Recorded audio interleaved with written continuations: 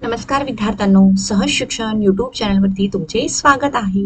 विद्यार्थ्यांनो, आज आपण इयत्ता 6वी विषय बघत आहोत, इतिहास व नागरी शास्त्र. तर यातला नागरी शास्त्र हा जो भाग आहे, या भागातील हा तिसरा धडा आहे, ग्रामीण स्थानिक शासन संस्था. तर या धड्याचा आपण संपूर्ण स्वाध्याय आजच्या या व्हिडिओमध्ये बघणार आहोत. तर तुम्ही चॅनलवरती नवीन असाल तर चॅनलला पटकन सबस्क्राईब करून घ्या. खाली जो बेल आयकॉन दिला आहे, बेल आयकॉनवरती बटन प्रेस करा, म्हणजे तुमच्या इयत्तेचे जे व्हिडिओ जेव्हा मी अपलोड करीन तेव्हा त्याचे तुम्हाला नोटिफिकेशन मिळेल. चला आपण स्टार्ट करूयात आपल्या स्वाध्यायातील प्रश्न पहिला. योग्य पर्यायासमोर बरोबर अशी खूण करा किंवा तो पर्याय निवडा. तर चला आता याच्यामध्ये पहिला, प्रत्येक गावाचा स्थानिक कारभार करते. तर जी गावं आहेत, खेडेगावं आहेत, तर तिथला कारभार कोण बघत असतं? तर त्यासाठी त्यांनी ऑप्शन दिलेले आहेत, ग्रामपंचायत, पंचायत समिती आणि तिसरा आहे जिल्हा परिषद. तर गावाचा स्थानिक कारभार हे ग्रामपंचायत करत असते. सो उत्तरामध्ये आपण लिहित आहोत ग्रामपंचायत.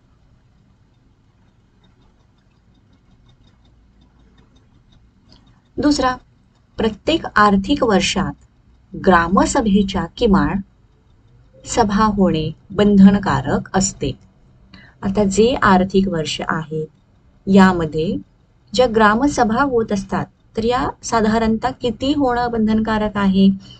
तर त्यासाठी ऑप्शन दिलेले आहेत 4, दुसरा ऑप्शन आहे 5 आणि तिसरा ऑप्शन आहे 6. तर यातला बरोबर पर्याय आहे 6. एकूण 6 सभा होणे बंधनकारक असते.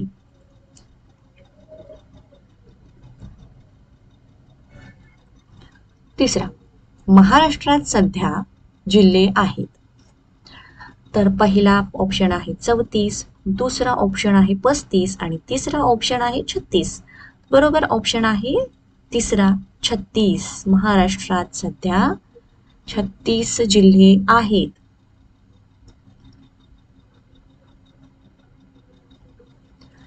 विद्यार्थ्यांनो, व्हिडिओ आवडत असेल तर व्हिडिओला पटकन लाईक करा. तुम्ही अजूनही जर चॅनलला सबस्क्राईब केलं असेल तर चॅनललाही सबस्क्राईब करून घ्या. आणि दुसरा प्रश्न, यादी तयार करा.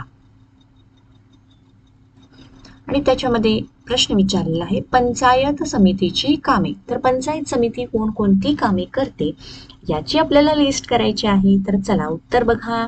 पहिला, रस्ते, गटारे, विहिरी, उपनलिका नागरिकांसाठी उपलब्ध करून देणे, हे आहे पंचायत समितीचं काम.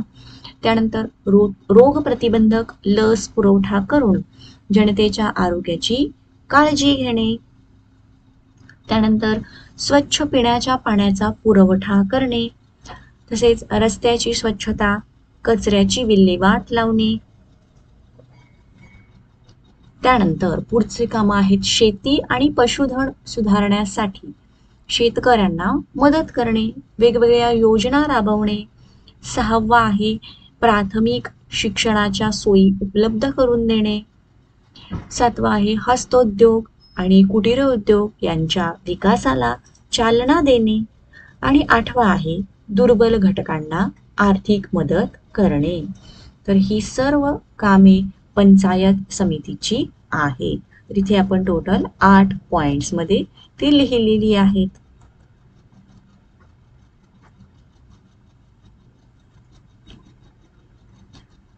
चला विद्यार्थ्यांनो, तुम्हाला असेच स्वाध्यायाचा इतर कुठल्या विषयाचा व्हिडिओ हवा असल्यास कमेंट बॉक्समध्ये कमेंट करून नक्की कळवा.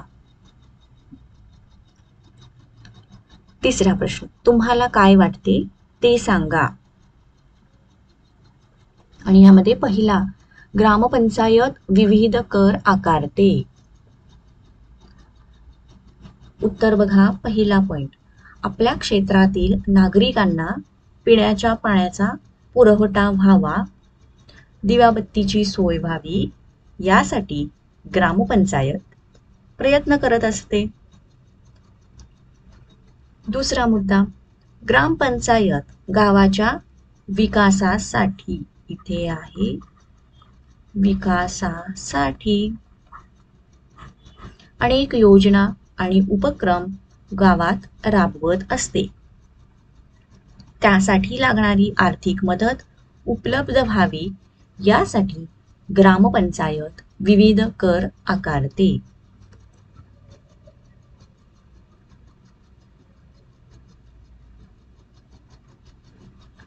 दुसरा प्रश्न, महाराष्ट्रातील एकूण जिल्ह्यांच्या संख्येपेक्षा जिल्हा परिषदांची संख्या कमी आहे.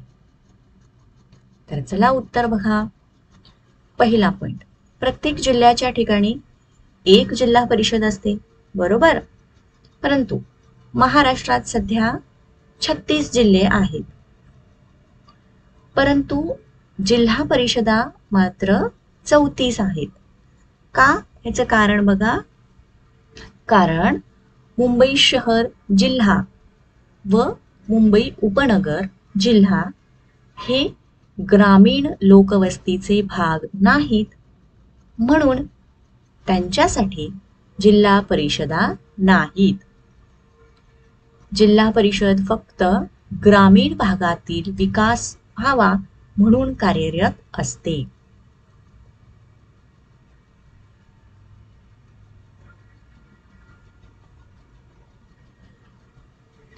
विद्यार्थ्यांनो, व्हिडिओ आवडत असेल तर व्हिडिओला लाईक करा आणि अजूनही तुम्ही चॅनलला सबस्क्राईब केलं नसेल तर चॅनललाही सबस्क्राईब करा.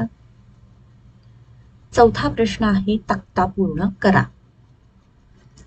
तर या ठिकाणी माझा तालुका माझी पंचायत समिती. तर तुम्ही ज्या तालुक्यामध्ये राहता, तुमची त्या ठिकाणी जी पंचायत समिती आहे त्याबद्दलची माहिती इथे भरायची आहे. सो हा जो प्रश्न आहे हा तुम्ही स्वतः सोडवायचा आहे.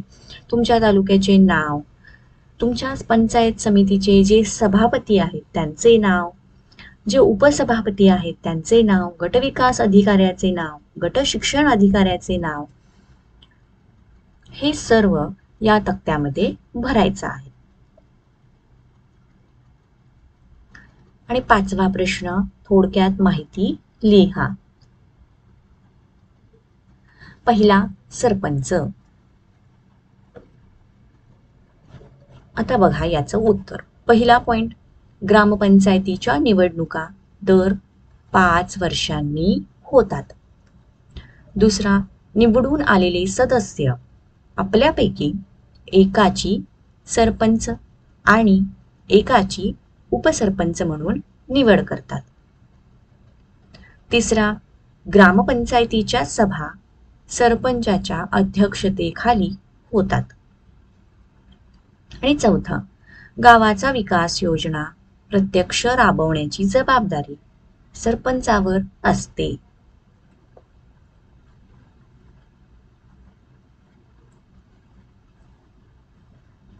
आता यातील दुसरा प्रश्न, मुख्य कार्यकारी अधिकारी.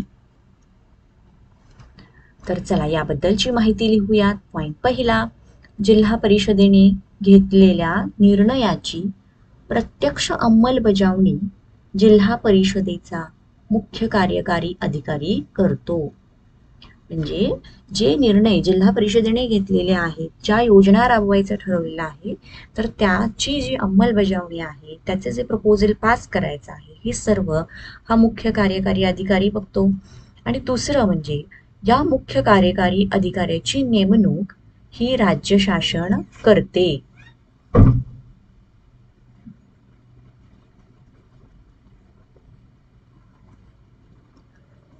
तर चला विद्यार्थ्यांनो, याच प्रश्नाबरोबर आपला हा स्वाध्याय इथे संपलेला आहे. तुम्हाला व्हिडिओ आवडला असेल, व्हिडिओला लाईक करा, चॅनलला सबस्क्राईब करा, हा व्हिडिओ तुमच्या मित्रमैत्रिणींना शेअर करा आणि व्हिडिओ कसा वाटला हे कमेंट करून कळवा. थँक्यू.